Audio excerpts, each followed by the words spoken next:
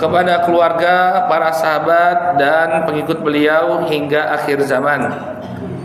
Bapak dan Ibu rahimakumullah, insyaallah di pagi hari ini kita akan kembali melanjutkan pelajaran kita membahas Kitabul Jami' dari Bulughul Maram yang disusun oleh Al-Hafidz Ibnu Hajar rahimahullahu taala.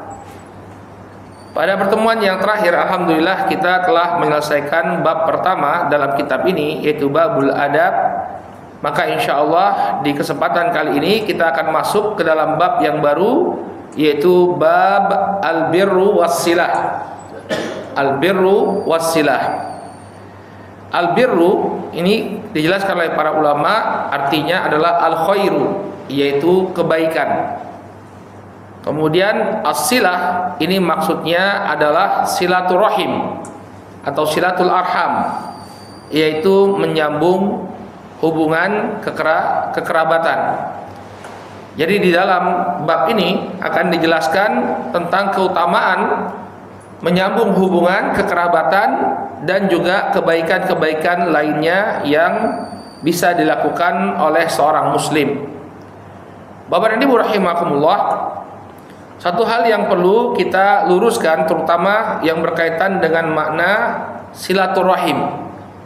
Jadi sebenarnya dalam bahasa Arab itu yang tepat pengucapannya adalah silaturrahim. Silaturrahim, ya, atau silaturrahim, enggak panjang, silaturrahim. Jadi bukan silaturahmi, itu bahasa Indonesia. Ya, itu sudah diadopsi ke dalam bahasa Indonesia. Namun yang sesuai dengan bahasa Arab itu adalah silaturahim. Kemudian yang perlu kita luruskan juga bahwa silaturahim ini artinya adalah menyambung hubungan kekerabatan. Adapun kalau di negeri kita makna silaturahim itu lebih luas daripada sekedar menyambung hubungan kekerabatan. Kadang silaturahmi dengan tetangga, ya, ada istilahnya seperti itu, atau menyambung silaturahim antar pegawai instansi tertentu, ya. Maka ini bukanlah makna silaturahim yang diinginkan oleh syariat kita. Jadi kurang tepat. Misalnya ada seorang yang membawakan dalil-dalil tentang keutamaan silaturahim, kemudian ya dia pergunakan itu untuk menunjukkan keutamaan forum-forum pertemuan yang tidak ada hubungan kekerabatan di sana. Kalau forum pertemuan itu adalah pertemuan terah, sebagaimana yang marak kita lakukan setelah Idul Fitri, ya, ada syawalan terah ini, itu memang betul-betul silaturahim. Tapi kalau dia pertemuan RW misalnya, atau pertemuan di kantor misalnya, ya, syawalan di kantor, kemudian kita menganggap bahwa itu adalah silaturahim, ini kurang tepat, ya. Kenapa? Karena silah itu menyambung, rahim itu artinya rahim seorang ibu. Ini istilah yang dipakai oleh bangsa Arab untuk menunjukkan hubungan kekerabatan. Karena semua orang itu dihubungkan yang namanya bersaudara itu dihubungkan oleh rahim seorang ibu. Sehingga inilah makna silaturahim, dan kurang tepat apabila kita membawakan, ya, dalil-dalil tentang silaturahim kita bawa kepada forum-forum di mana kita tidak memiliki hubungan kekerabatan, antara yang hadir itu tidak memiliki hubungan kekerabatan, ya. Disebutkan oleh Al-Imam, ya, Ar-Raghib Al-Asfahani, beliau mengatakan ar-rahimu rahimul mar'ah, ya. Yang dimaksud dengan rahim itu adalah rahim seorang wanita, ya, rahim seorang wanita, ya. Kemudian baitun, ya, manbat waladiha, yaitu tempat di mana anaknya itu tumbuh, ya. Wa wi'ahu minhu, dan dia tumbuh berkembang, ya, dan terlindungi di dalam tempat tersebut, ya. Wa minhu ista'irur rahim li qarabah. Nah, dari kata rahim ini, dari kata rahim seorang wanita ini diambillah atau dipinjamlah istilah rahim untuk menunjukkan hubungan kekerabatan. Likaunihim kharijina min rahmin wahidah, karena mereka karib kerabat itu keluar dari rahim yang satu. Inilah istilah yang pas, bahwa silaturahim itu artinya menyambung hubungan kekerabatan. Kenapa? Karena kata rahim diambil dari rahim seorang wanita. Maka kalau dia tidak memiliki hubungan kekerabatan, ya tidaklah disebut sebagai silaturahim. Ini perlu kita pahami. Apakah kemudian nggak boleh kumpul-kumpul yang bukan saudara? Boleh saja. Cuma yang kita permasalahkan itu jangan Anda ambil dalil keutamaan silaturahim untuk forum-forum semacam ini. Karena ini bukan silaturahim. Yang namanya silaturahim itu adalah menyambung hubungan kekerabatan. Sehingga pasnya dalil-dalil tentang keutamaan silaturahim itu kita terapkan ya pada pertemuan-pertemuan keluarga. Itu silaturahim. Ya. Itu menyambung silaturahim. Ya. Disebutkan oleh Imam An-Nawawi rahimahullah ya, dalam syarah beliau terhadap Sahih Muslim, beliau mengatakan wa amma silaturahim fa hiya al-ihsanu ilal aqarib. Imam An-Nawawi menjelaskan apa sih makna silaturahim itu. Kata beliau, silaturahim itu adalah berbuat baik kepada karib kerabat. Ya, sehingga perbuatan baik kepada karib kerabat itu disebut sebagai silaturahim, bukan hanya saling kunjung mengunjungi atau saling bertemu saja. Tapi semua perbuatan baik yang kita lakukan kepada karib kerabat kita itu namanya ya silaturahim. Kemudian beliau mengatakan fataratan takunu bimal. Kadang-kadang silaturahim itu diwujudkan dengan harta. Diwujudkan dengan harta. Misalnya ada saudaranya yang butuh bantuan, ada yang sakit. Kemudian dia membutuhkan biaya pengobatan. Maka ketika seseorang memberikan sebagian hartanya untuk saudaranya yang membutuhkan, itu disebut sebagai silaturahim. Ya. Jadi dia memberikan harta untuk saudaranya, membantu saudaranya. Makanya saya sering ingatkan di berbagai kajian ya, bahwa infak kepada saudara itu harus kita utamakan daripada infak kepada orang yang tidak memiliki hubungan persaudaraan. Maksudnya bagaimana? Ketika ada dua orang yang membutuhkan bantuan kita hanya bisa memberikan kepada satu orang saja. Maka yang diprioritaskan adalah saudara. Berarti nepotisme Ustaz, bukan ya. Ini kita berbicara tentang memberikan bantuan. Beda kalau Anda misalnya berbuat tidak adil. Nah, ini nepotisme namanya, menggunakan kewenangan untuk memenangkan saudara Anda misalnya. Ini nepotisme. Tapi kalau kita berinfak, memang yang harus diprioritaskan itu saudara. Nabi SAW mengatakan bahwa infak atau sedekah yang diberikan kepada orang lain itu nilainya cuma sedekah saja. Namun infak atau sedekah yang kita berikan kepada saudara kita, kepada karib kerabat kita, dia berpahala dua. Yang pertama, dia akan mendapatkan pahala sedekah, kemudian pahala yang kedua adalah pahala silaturahim. Maka silaturahim, kata Imam An-Nawawi, diwujudkan dengan memberikan harta. Qala wa taratan bil khidmah. Dan kadang silaturahim itu diwujudkan dengan memberikan pelayanan, berkhidmah. Misalnya ketika ada saudaranya yang punya hajatan, dia ikut membantu dalam acara tersebut. Ya, entah dia jadi penyambut tamunya, ya, atau dia jadi seksi transportasinya, entah dia jadi apa Pak yang bawa-bawa nampan, sinoman, ya. Istilah lama ya, bener Pak, sinoman. Ya, jadi sinoman. Ya, dia yang bawa-bawa nampannya. Itu silaturahim. Kita ikut serta dalam ya berkhidmah kepada saudara kita, melayani mereka. Ya. Atau ketika ada yang meninggal dunia, ada saudaranya meninggal dunia, banyak orang yang datang bertakziah, dia ikut nyiapkan kursi-kursi, ya, dia bikin tenda, dia bangun tenda ya untuk para pentakziah, hadir di sana, memberikan bantuan, gali makamnya, entah mengkafaninya atau memandikan mayat tersebut, dia ikut serta dalam berkhidmah. Maka ini adalah bentuk silaturahim. Wa taratan biziarah, ya. Dan kadang silaturahim itu diwujudkan dengan mengunjungi. Ya, ini juga termasuk silaturahim. Jadi mengunjungi itu hanya salah satu bentuk saja dari silaturahim. Nah, kita kalau berbicara tentang silaturahim, orang cuma pikirannya apa? Oh, saling mengunjungi, saling bertemu. Tidak. Saling mengunjungi ini hanyalah salah satu bagian dari silaturahim. Kemudian kata An-Nawawi, wassalami wa ghairi dzalik. Demikian juga mengucapkan salam, memberi salam. Jadi misalnya ada orang yang akan berkunjung ke satu kota, nanti akan bertemu dengan saudara kita titipkan salam. Itu juga termasuk silaturahim. Jadi dari apa yang disampaikan oleh Al-Imam An-Nawawi ini tergambar di benak kita apa saja yang merupakan bentuk silaturahim. Apa saja yang merupakan bentuk silaturahim. Jadi intinya silaturahim ya itu adalah menyambung hubungan kekerabatan dan dilakukan dengan beragam bentuk kebaikan. Ya diantaranya adalah memberikan bantuan harta, kemudian berkhidmah, kemudian mengunjungi dan juga menyampaikan atau memberikan salam kepada karib kerabat kita. Baik Bapak dan Ibu rahimakumullah.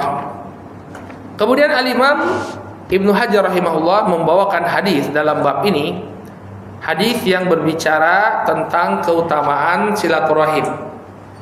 Nah, seseorang ketika dia mengetahui tentang keutamaan suatu amalan, maka dia akan bersemangat untuk melakukan amalan tersebut. Makanya di banyak amalan Nabi SAW kabarkan tentang keutamaannya. Di antara hikmahnya adalah agar kita bersemangat untuk melakukan amalan tersebut. Jadi ketika Anda memberikan sesuatu kepada saudara, ya, mengunjungi jauh-jauh datang, ya, itu bukan nggak dapat keutamaan dari Allah, ya, dapat keutamaan yang sangat luar biasa. Banyak sekali hadis-hadis yang menyebutkan keutamaan silaturahim. Nah, salah satunya dibawakan, ya, oleh Al-Imam Al-Hafidh Ibnu Hajar rahimahullah dalam kitab ini. Beliau mengatakan an Abi Hurairah radhiyallahu taala anhu. Dari Abu Hurairah radhiyallahu taala anhu, beliau mengatakan qala Rasulullah sallallahu alaihi wa ala alihi wasallam. Nabi sallallahu alaihi wa ala alihi wasallam bersabda, man ahabba an yubsata lahu fi rizqihi wa yunsa'a lahu fi atharihi falyasil rahimah. Kata Nabi sallallahu alaihi wasallam, barang siapa yang suka untuk diluaskan rezekinya dan dipanjangkan usianya, maka hendaklah dia menyambung hubungan kekerabatannya. Ya, akhrajahul Bukhari. Hadis ini diriwayatkan oleh Al-Imam Al-Bukhari. Baik. Bapak dan Ibu rahimakumullah, ini merupakan keutamaan dari silaturahim. Ada dua keutamaan silaturahim yang disebutkan dalam hadis ini. Yang pertama, kata Nabi Shallallahu Alaihi Wasallam, dia akan dilapangkan rezekinya. Jadi subhanallah, di antara keutamaan dari kita menyambung hubungan kekerabatan, Allah Subhanahu Wa Taala akan lapangkan rezeki kita. Jadi sebab rezeki itu banyak sekali Bapak dan Ibu rahimakumullah. Bukan hanya kita bekerja mencari nafkah, berdagang atau bekerja di sebuah instansi dapat gaji. Bukan hanya itu saja sebab yang akan mengantarkan kita kepada rezeki Allah. Tapi diantaranya adalah apa? Silaturahim, menjaga hubungan kekerabatan kita. Dan ini bisa kita lihat terbukti, ya. Karena kalau kita berkunjung ke rumah saudara kita, pulang-pulangnya bawa oleh-oleh, ya. Bahkan kemudian setelah itu pula ketika kita kembali ke rumah, rezeki yang Allah Subhanahu wa taala berikan itu tidak berhenti-henti, ya. Terus diberikan rezeki oleh Allah Subhanahu wa taala. Ya. Dan rezeki ini jangan jangan kita batasi hanya berupa materi. Rezeki itu banyak. Di antaranya apa? Bapak dan Ibu rahimakumullah. Di antaranya kesehatan. Kesehatan itu rezeki tidak? Rezeki. Maka bisa jadi Allah berikan kepada kita kesehatan itu karena silaturahim yang kita lakukan. Badannya sehat, ya, walaupun usianya sudah lanjut tapi tetap semangat dalam beraktivitas. Kenapa? Bisa jadi karena dia bersilaturahim. Itu rezeki yang Allah Subhanahu wa taala anugerahkan kepada dia. Ya. Jadi ini keutamaan yang pertama dari menyambung silaturahim, bahwa Allah Subhanahu wa taala akan memperluas rezekinya. Kemudian yang kedua, wa yunsa'u lahu fi atharih. Ya, bahwasanya Allah Subhanahu wa taala akan memanjangkan usianya. Jadi dia diberikan usia yang panjang. Dan usia yang panjang ini bukan dia suatu hal yang tidak bermanfaat, ya. Usia yang berpanjang itu adalah modal bagi kita untuk beramal. Jangan kita remehkan nikmat usia yang panjang yang diberikan oleh Allah Subhanahu wa taala. Itu nikmat. Dalam sebuah hadis yang diriwayatkan oleh Al-Imam Ahmad dan juga Al-Imam Ibnu Hibban dan disahihkan oleh Syekh Albani rahimahullah, dari sahabat Thalhah bin Ubaidillah radhiyallahu taala anhu, beliau bercerita bahwa dahulu ada dua orang sahabat yang masuk Islamnya itu berbarengan. Mereka berasal dari sebuah kabilah, nama kabilahnya itu adalah kabilah Al-Bali. Tapi bukan orang Bali, ya. Itu nama kabilah di negeri Arab, kabilah Al-Bali. Maka dua orang ini mereka sama-sama masuk Islamnya berbarengan, ya. Akan tetapi salah seorang di antara mereka lebih bersemangat dalam berjihad sampai kemudian dia gugur di jalan Allah Subhanahu wa taala. Adapun orang yang kedua diberi kesempatan oleh Allah Subhanahu wa taala untuk hidup lebih panjang. Dia baru meninggal dunia bukan di medan jihad, ya, setahun setelah orang yang pertama. Jadi mereka beda waktu wafatnya itu adalah 1 tahun. Masuk Islamnya bareng-bareng. Nah, suatu malam Thalhah bin Ubaidillah bermimpi. Beliau melihat beliau bersama dua orang tadi di hadapan pintu surga. Kemudian Bapak dan Ibu rahimakumullah, ya, dari dua orang ini ternyata yang lebih dahulu dimasukkan ke dalam surga adalah orang yang kedua. Setelah berapa lama menunggu, baru orang yang pertama dipanggil, lalu dikatakan kepada Thalhah, wahai Thalhah, belum waktumu, ya. Kembalilah engkau, sekarang belum waktumu. Maka kemudian Thalhah terbangun. Kemudian dia berpikir, kok bisa?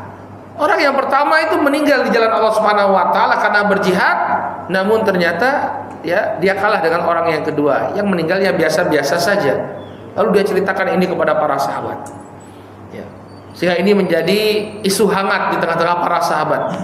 Sampai kemudian ke telinga Nabi Shallallahu Alaihi Wasallam, Thalhah dan para sahabat dipanggil. Ya.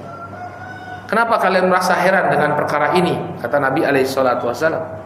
Bukankah orang yang kedua, kata Nabi Shallallahu Alaihi Wasallam, dia hidup 1 tahun setelah orang yang pertama? Ya. Bala ya Rasulullah. Benar wahai Rasulullah, kata Thalhah.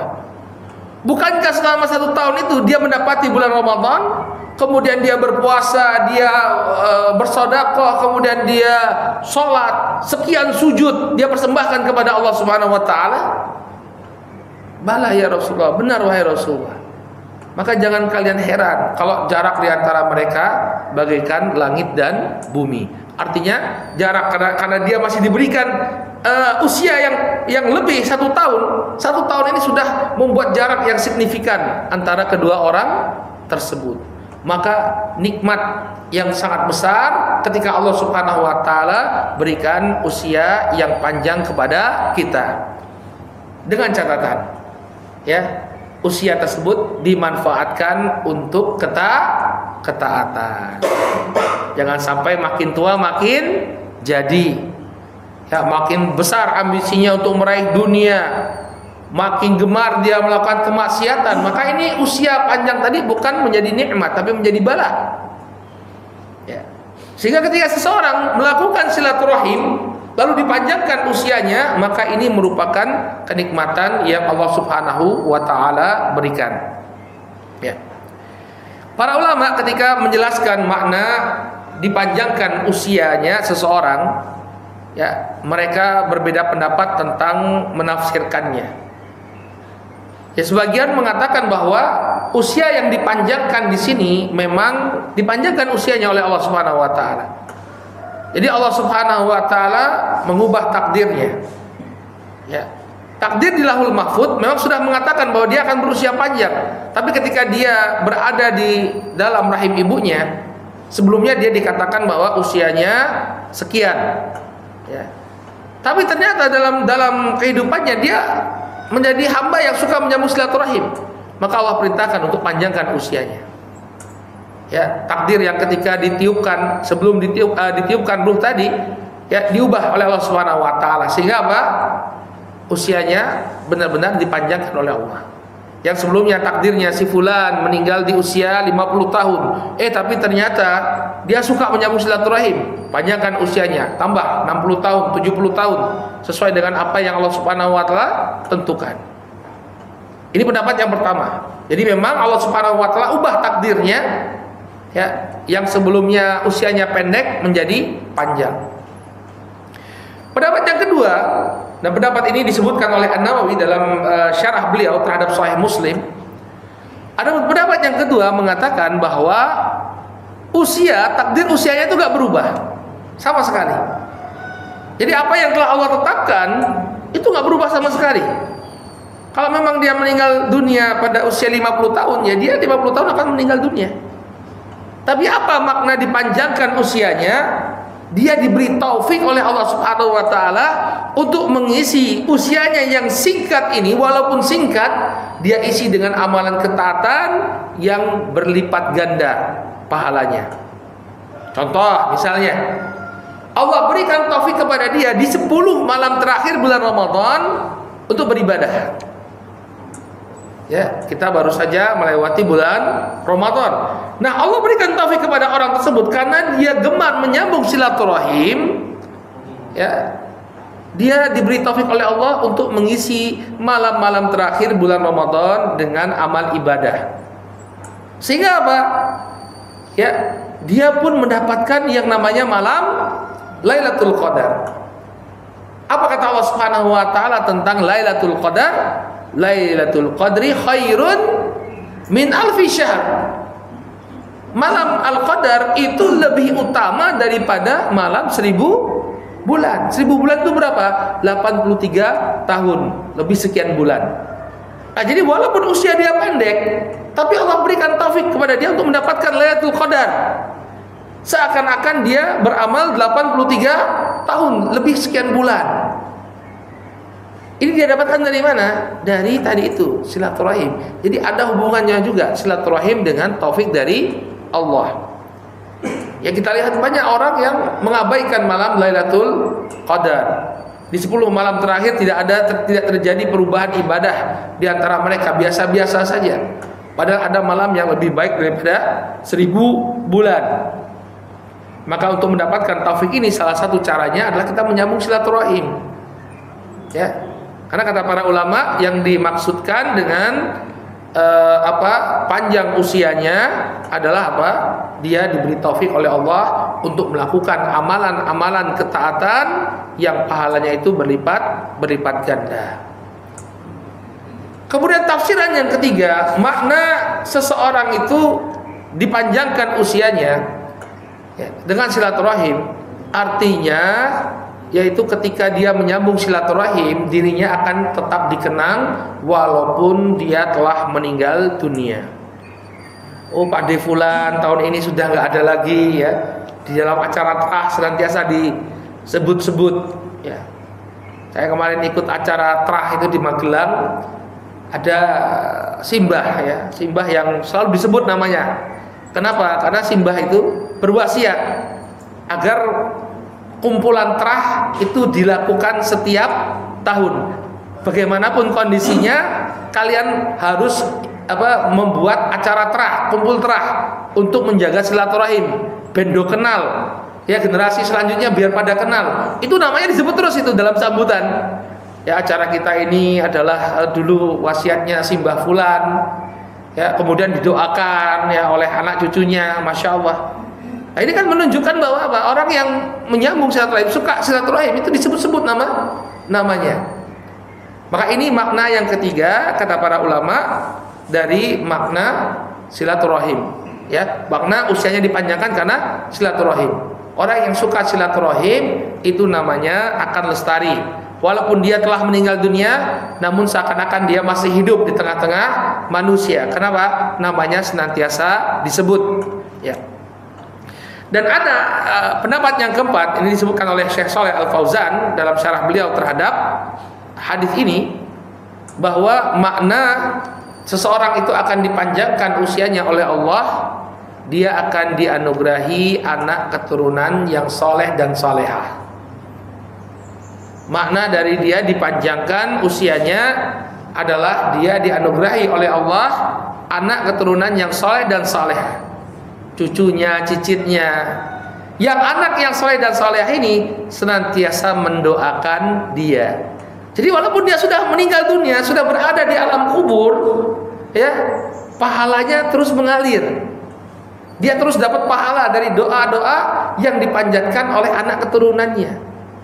Ya, anaknya ngomong, ya kamu doakan simbahmu dulu, masya Allah, suka menyambung silaturahim, nggih Pak, didoakan oleh cucunya. Nanti cucunya berwasiat lagi ke cicitnya, didoakan terus. Ya. Bukankah orang yang meninggal dunia putus amalannya kecuali tiga? Salah satunya adalah waladun salihun yad'ulah, anak yang soleh yang mendoakannya. Maka ini adalah 4 ya makna dari seseorang dipanjangkan usianya oleh Allah Subhanahu wa taala. Kita ulangi sekali lagi ya. Yang pertama maknanya bahwa dia dipanjangkan betul usianya oleh Allah, diubah takdirnya oleh Allah. Kemudian makna yang kedua, takdirnya tidak diubah, tapi dia diberikan taufik oleh Allah untuk melakukan amalan ketaatan yang berlipat ganda pahalanya. Kemudian yang ketiga, pendapat yang ketiga mengatakan bahwa dipanjangkan usianya artinya namanya akan terus lestari, disebut-sebut ya walaupun dia telah meninggal dunia. Dan yang terakhir maknanya Allah Subhanahu wa taala akan anugerahkan kepada dia anak keturunan yang saleh dan salehah yang senantiasa mendoakan. Baik, ini Bapak dan Ibu rahimani wa rahimakumullah ya, 2 keutamaan silaturahim yang disebutkan dalam hadisnya Abu Hurairah. Kemudian yang ketiga, ya kita akan sebutkan ya banyak sekali keutamaan silaturahim biar semangat ini ya. Biar semangat kita silaturahim. Anda tidak akan rugi dengan menyambung hubungan kekerabatan. Ya. Karena keutamanya sangat luar biasa. Kemudian yang ketiga, di antara keutamaan silaturahim bahwa amalan silaturahim ini akan memasukkan ya seorang hamba kepada surganya Allah Subhanahu wa taala. Jadi di antara amalan yang akan membuat kita masuk surga itu adalah silaturahim.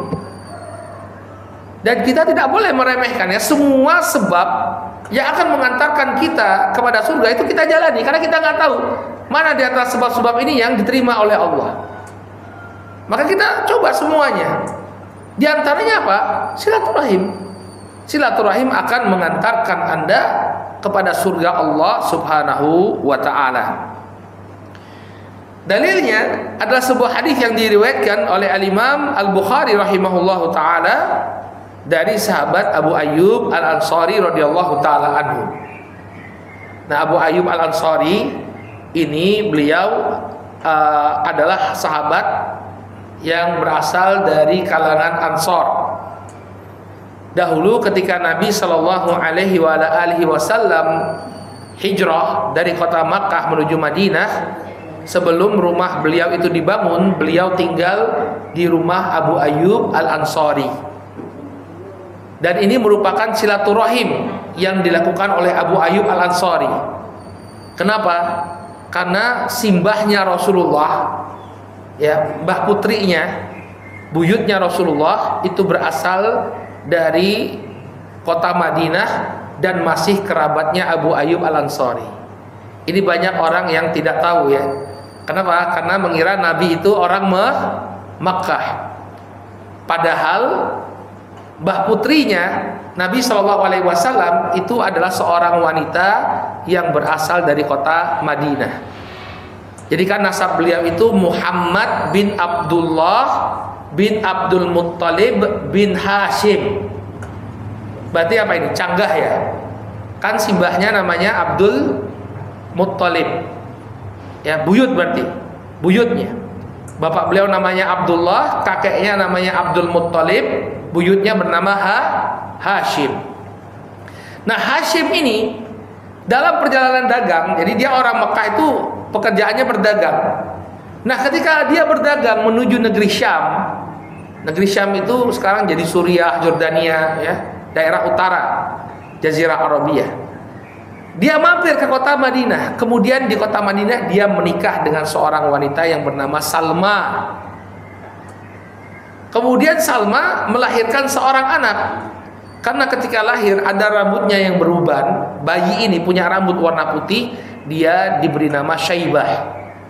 Syaibah itu artinya rambutnya ubanan. Lalu kemudian Hashim meninggal dunia dalam keadaan saudara-saudaranya yang berada di kota Mekah tidak tahu bahwa Hashim itu menikah. Ya, zaman dulu nggak bisa WhatsApp, ya, Mas aku wis kawin di Madinah, nggak bisa. Orang nggak tahu kalau siapa Hashim itu menikah dan punya anak. Maka setelah beberapa tahun adiknya Hashim ini namanya Muttalib, Al-Muttalib ini datang ke kota Madinah, baru tahu nek kakangnya itu punya anak namanya Syaibah. Maka Al-Muttalib ini melobi Salma tadi, ya, untuk membawa keponakannya ini kembali ke kota Makkah. Dulu bapaknya ini orang besar di kota Makkah. Ternyata dia punya anak. Izinkan saya untuk membawa anak ini biar dia jadi orang besar juga di kota Makkah. Awalnya Salma nggak mau. Tapi kemudian setelah diminta oleh Al-Muttalib, maka Syaibah pun diperbolehkan untuk dibawa ke kota Makkah. Ketika sampai di kota Makkah, orang-orang Makkah mengira bahwa Al-Muttalib baru membeli seorang budak. Ya, budak itu dalam bahasa Arab dalam bahasa Arab disebut abdun, hamba. Maka kemudian Syaibah pun dipanggil sebagai Abdul Muttalib, budaknya Al-Muttalib. Kemudian nama itu melekat pada diri Syaibah dan nama Syaibah dilupakan. Dia kemudian dikenal dengan sosok Abdul Muttalib. Kemudian punya anak namanya Abdullah. Abdullah menikah dengan Aminah, lahirlah Rasulullah Shallallahu Alaihi Wasallam. Nah, Abu Ayyub Al-Ansari ini masih karib kerabat simbahnya, mbah putrinya Rasulullah Shallallahu Alaihi Wasallam.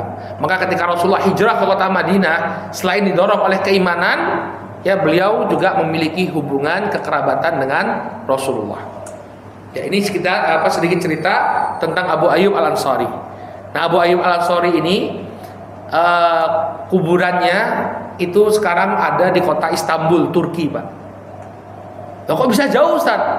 Ya, orang Madinah kok kuburannya di sana? Yaitu dulu perang, berjihad. Sampai kemudian meninggal dunia di tembok kota Konstantinopel. Sekarang di Turki sana, jadi kota Istanbul. Abu Ayyub Al-Ansari Khalid bin Zaid rahimahullah taala. Nah, Abu Ayyub bercerita, anna Arabiyan arada ala Nabi sallallahu alaihi wasallam fi masirihi. Ada seorang Arab Badui, dia menghadang Nabi sallallahu alaihi wasallam saat Nabi sedang jalan. Faqala akhbirni ma yuqarribuni minal jannah wa yubaiduni minan nar. Dia bertanya kepada Rasul sallallahu alaihi wasallam, "Kabarkan kepadaku tentang perkara yang bisa mendekatkanku kepada surga dan menjauhkan diriku dari api neraka." Maka Nabi menyebutkan perkara-perkara apa saja yang akan mendekatkan kita kepada surga dan menjauhkan kita dari neraka. Yang pertama, ta'budullaha wa la tusyriku bihi syai'a. Yang pertama, kalau kamu ingin didekatkan kepada surga dan dijauhkan dari api neraka, hendaknya engkau beribadah kepada Allah Subhanahu wa taala dan janganlah engkau menyekutukan Allah dengan sesuatu apapun. Jangan syirik. Panjenengan beribadah kepada Allah dan jangan syirik, masuk surga insyaallah. Qala wa tuqimus shalah. Kemudian yang kedua, tegakkan sholat, jangan tinggalkan sholat, insyaallah masuk surga. Qala wa tu'tiyaz zakah wa tu'tiz zakah. Yang ketiga, engkau menunaikan zakat. Apabila memang harta kita, dari harta kita sudah wajib untuk dibayarkan zakatnya, kita bayarkan. Lalu poin yang keempat kata Nabi SAW, wa tasilur rahim. Engkau menyambung hubungan kekerabatanmu, maka Allah akan menjauhkan dirimu dari api neraka dan mendekatkanmu kepada surga. Ya. Syahid dari hadis ini bahwa menyambung kekerabatan ini akan mendekatkan seseorang kepada surganya Allah Subhanahu wa taala. Kemudian yang keempat, di antara keutamaan silaturahim, orang yang menyambung hubungan kekerabatannya, dia akan mendapatkan curahan rahmat dan kasih sayang dari Allah Subhanahu wa taala. Bisa jadi dosa-dosanya diampuni oleh Allah, kemudian dia mendapatkan ketenangan dalam kehidupannya, kebahagiaan dalam kehidupannya karena silaturahim. Nabi sallallahu alaihi wasallam dalam hadis yang diriwayatkan oleh Al-Imam Ahmad, demikian juga Al-Bukhari dalam Al-Adabul Mufrad, dari Abdurrahman bin Auf radhiyallahu taala anhu, beliau mendengar Rasul sallallahu alaihi wasallam bersabda, qala Allahu azza wa jalla. Allah azza wa jalla berfirman, berarti ini adalah hadis qudsi. Kata Allah Subhanahu wa taala, ana rahman wa ana khalaqtur rahim. Kata Allah Subhanahu wa taala, aku adalah Ar-Rahman. Makna Ar-Rahman kata para ulama artinya adalah dzur-rahmah al-wasi'ah, yaitu yang memiliki rahmat yang demikian luas, yang tidak terbatas. Itu makna Ar-Rahman. Aku adalah Rahman, aku adalah Tuhan yang memiliki rahmat yang tiada terbatas. Wa ana khalaqtur rahim. Dan aku telah menciptakan rahim. Washtaqaqtu laha min ismi. Dan aku beri nama rahim itu dari namaku. Jadi rahim yang ada pada seorang wanita itu diambil dari nama Ar-Rahman. Bentuk kasih sayangnya Allah Subhanahu wa taala adalah terwujudnya rahim pada diri seorang wanita.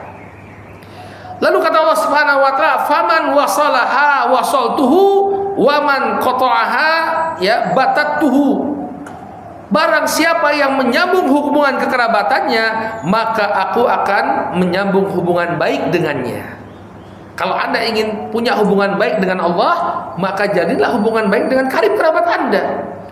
Wa man qata'aha batattuhu. Dan barang siapa yang memutus hubungan kekerabatannya, maka aku akan putus hubunganku dengannya. Jadi kalau kita memutuskan hubungan silaturahim dengan karib kerabat kita, Allah Subhanahu wa taala akan memutuskan rahmatnya dari kita. Hidup akan terasa sempit, hidup akan terasa kepayahan. Kenapa? Tidak mendapatkan rahmat dari Allah Subhanahu wa taala.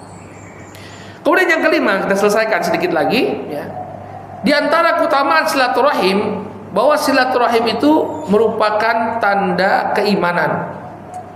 Jadi hubungannya sangat erat antara silaturahim dengan keimanan. Orang yang beriman itu menyambung hubungan kekerabatannya, orang yang tidak menyambung hubungan kekerabatannya, ini menunjukkan kelemahan dan kekurangan pada imannya. Dalam hadis yang diriwayatkan oleh Al-Bukhari dari Abu Hurairah radhiyallahu taala anhu, Nabi sallallahu alaihi wasallam bersabda, Man kana yu'minu billahi wal yaumil akhir falyukrim dhaifah. Barang siapa yang beriman kepada Allah Subhanahu wa taala dan hari akhir, maka hendaknya dia memuliakan tamunya. Ya, tamu di sini artinya ya orang yang berkunjung ke rumah kita dan dia berasal dari tempat yang jauh. Dhaif itu artinya orang yang melakukan safar, perjalanan jauh. Jadi sebenarnya antar tetangga, misalnya berkunjung dari satu rumah ke rumah yang lain, ini bukan dhaif yang dimaksudkan dengan hadis ini. Makanya kita perlu tahu makna hadis Nabi SAW itu. Karena kadang-kadang bahasa Indonesia itu tidak memiliki, bahasa Arab tidak memiliki sinonim dengan bahasa Indonesia. Dhaif diterjemahkan tamu, sehingga orang mengatakan tetangganya datang ke rumah itu tamu. Enggak. Ya, itu dhaif, bukan. Dhaif itu orang yang datang dari jauh kemudian dia mampir ke rumah kita, maka perlu kita muliakan karena dia datang dari jauh. Ya.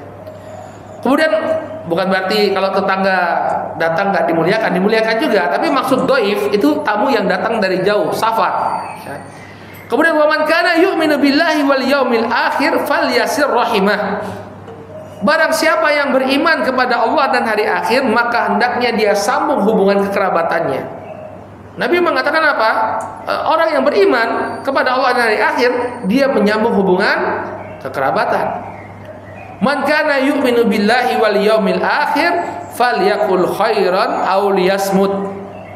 Dan barang siapa yang beriman kepada Allah dan hari akhir, maka hendaknya dia berkata yang baik atau diam. Ya, jadi hendaknya dia berucap yang baik atau diam.